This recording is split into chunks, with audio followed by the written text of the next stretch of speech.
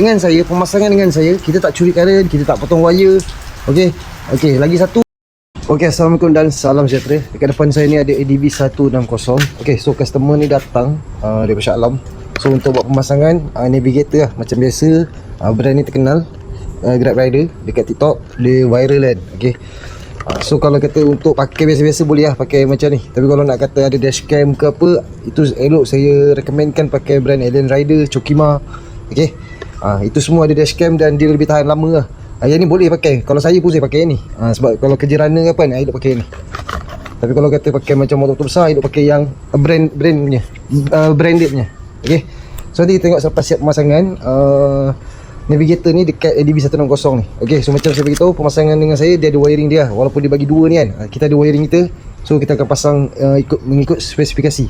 So kalau short ke apa, dia punya aksesori saja. Okey, navigator saja. Dia tak ganggu motor. Okey, so nanti kita tengok. Okey, so alhamdulillah kita dah pun siap pasang navigator dekat handle ADV 160 ni. Okey, so macam yang anda lihat, bila kita on je, dia terus menyala lah. Okey, dengan saya, pemasangan dengan saya, kita tak curi current, kita tak potong wire. Okey. Okey, lagi satu, ini yang biasa orang bagi tahu, orang bercakap dekat saya lah.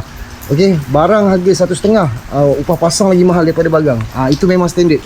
Okey, sebab apa? Lagi satu, bila pemasangan, pertama sekali dia bukan pasal tentang pasang saja. Okey, nak cerita pasang, untuk navigator ni ada dua wire je. Okey, so kita ada, saya ada cara saya. Okey, jadi jika berlaku apa-apa masalah dekat navigator atau apa-apa aksesori yang pasang dengan saya, dia akan aksesori tu saja masalah. Okey, dia tak ganggu motor anda. Okey, lepas tu power yang datang daripada aksesori tu pun dia ada power dia tersendiri. Okey, so macam ni customer dia dah try tadi, dah test. Okey, so saya tak perlu ajar lah. So ini brand Grab Rider yang terkenal sekarang, viral dekat TikTok. Okey, so itu saja untuk customer daripada Shah Alam ni.